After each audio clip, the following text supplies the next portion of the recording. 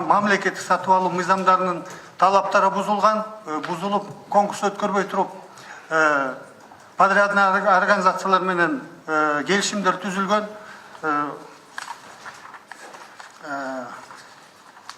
Бюджеттик акча каражаттар болсо максатсыз пайдаланылган. Ошонун жыйынтыгында баш аягы жыйынтыгында аныкталды. Мамлекетке ошо департамент жилищного государственного строительства при агентстве архитектуры и строительства при правительстве 118 миллион 215 миң 200 сом мамлекетке ущерб келтирилген да.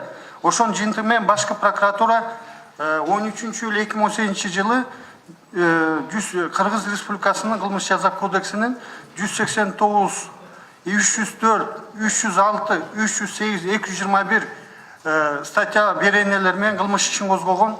Ошол кылмыш ишин биз деген УКМКнын тергөө башкармалыгына жибергенбиз. Азыр тергөө жүрүп жатат.